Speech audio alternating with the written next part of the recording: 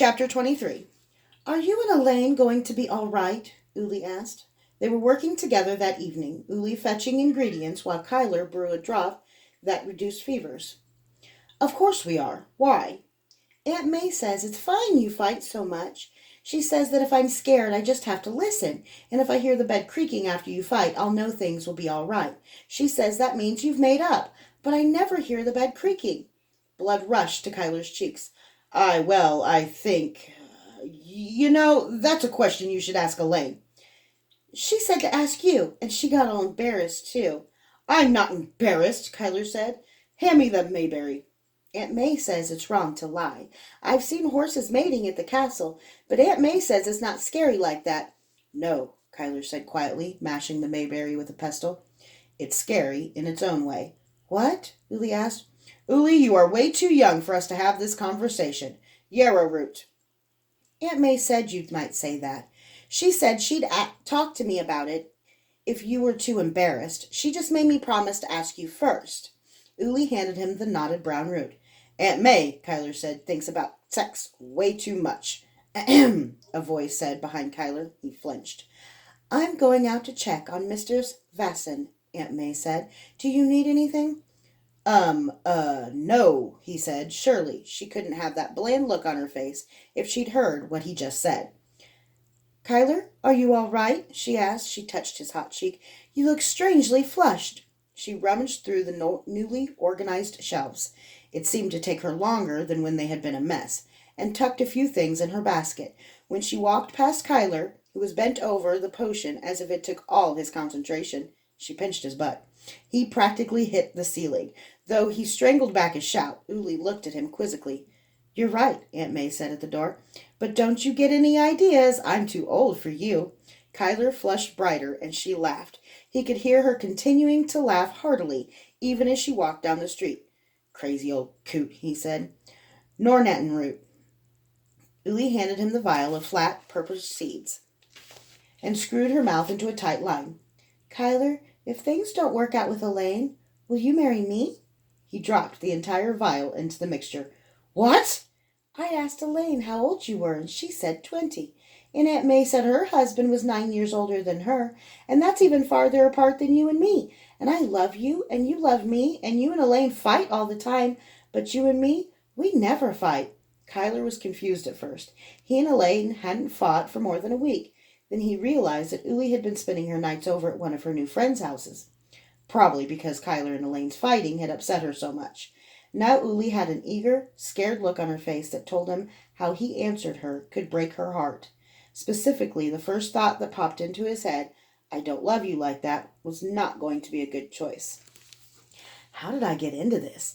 I've got to be the first father in Midicrew to ever have to explain sex to his daughter while still a virgin himself.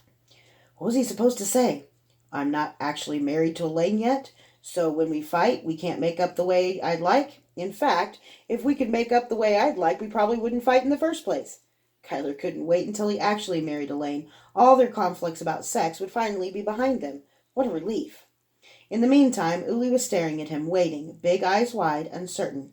Oh no, that looked like a lip quiver. The opening door saved him. A well-dressed man stepped inside, a house crest embroidered on the chest of his tunic. He was tall and spare, but his face was pinched, making him look like a rodent. Is this Aunt May's? He said. Yes, it is, Kyler said, but I'm afraid Aunt May just stepped out for a while. Oh, that's fine, the man said. You're her assistant. Kyle? Kyler. Ah, yes, you're younger than I expected. I've come here for your help. Mine? You're the man who saved Lord Avon, aren't you? He's been telling everyone who will listen that you did with one potion what a dozen physicers couldn't with months of treatment. I'm the head steward of High Lord Garazol. My lord has gout. Kyler rubbed his jaw. He stared at the bottles lining the walls. I can return later if you wish, the steward said. No, it won't take a minute, Kyler said. He started grabbing bottles and giving orders to Uli. She was the perfect helper, quick and silent. He soon had 4 bowls mixing simultaneously, 2 over heat, 2 cold. In another 2 minutes he was done. The steward looked utterly fascinated by the whole process. It made Kyler think that Grandmaster Halen was onto something in showing off the creation process. He knew in that moment that if he ever had a big shop, he'd set it up exactly the same way. give people a show along with their potions. It was an oddly satisfying little dream. Here's what you need to do, Kyler said. Give him 2 spoonfuls of this every 4 hours. I'm guessing your master is fat, hardly ever gets out, loves his drink. The steward said, He's got a little extra.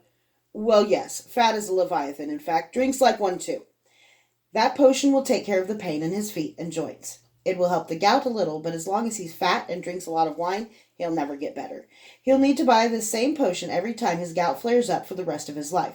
You tell him if he wants the gout gone, he needs to stop drinking. If he won't, which I'm betting will be the case, start putting 2 drops of this, Kyler handed the man a second vial, in every glass of his wine. It will give him a terrific headache. Make sure you do it every time he takes wine. While you're at it, you can give him this each morning and night for his bad stomach, and feed him less. Give him a little of this last one with each meal. It should help him feel full sooner. How'd you know he had a bad stomach? Kyler smiled mysteriously. And take him off everything else the psychicers have ordered, especially the bloodletting and the leeches. He should be a new man in 6 weeks, if you make him lose weight. How much? The steward asked. Depends on how fat he is, Kyler said. Steward laughed. No, how much do I owe you? Kyler thought about it. He did some math of what the ingredients had cost and doubled it. He told the steward. The mousy man looked at him astonished. Bit of advice, young man? You should get a shop on the north side, because if this works, there are a lot of noble businessmen.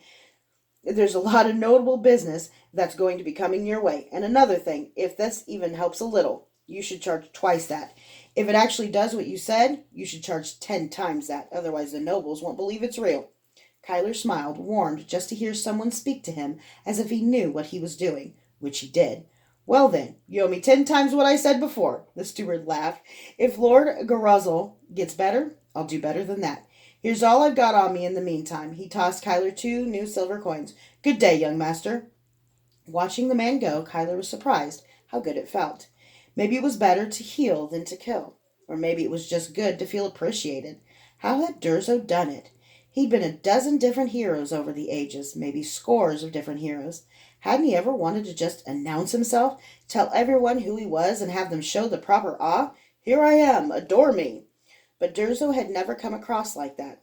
Kyler had grown up with him and had never had a clue that his master was the Night Angel, much less any of the other identities he'd had. Why not?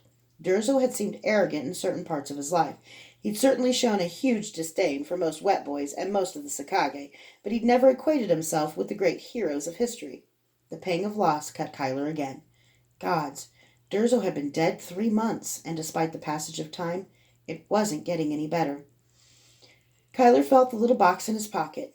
He died so I could have Elaine. Kyler tried to push Durzo from his mind, and with that thought, let's just get through Uli's birthday, and then I can ask Elaine to marry me. Then Uli can hear more creaking than she'd ever imagined. Kyler, Uli said, jerking him out of his reverie, are you going to answer my question? Ah, shit.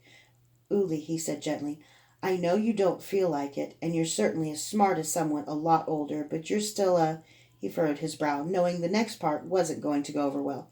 You're still a child. It was true, damn it. No, I'm not. Yes, you are. I just had my first moonblood this week. Aunt May says that means I'm a woman now. It really hurt, and it scared me at first. My stomach got real sore, my back, and then... Kyler waved his hands, trying to make her stop. What? Aunt May said it was nothing to be embarrassed about. Aunt May's not your father. Who is? Uli asked, quick as a whip. Kyler said nothing. And who's my mother? You know, don't you? My nurses always treated me different from the other children. The last one always got scared whenever I got hurt. When I got a cut on my face once, she was afraid it would be a scar that she didn't... So afraid it would be a scar that she didn't sleep for weeks. Sometimes the lady would watch us play in the gardens, but she always wore a cloak and a hood. Was she my mother? Mute, Kyler nodded. It was exactly what Mama Kay would have done. She had doubtless stayed away for Uli's safety as much as she could bear, but every once in a while the defenses would have broken down. She's important? Uli asked. Every orphan's wish, Kyler knew. Kyler nodded again. Why'd she leave me? Kyler blew out a breath. You deserve the answer to that, Uli, but I can't tell you. It's one of the secrets I know that don't belong to me. I promise I'll tell you when I can.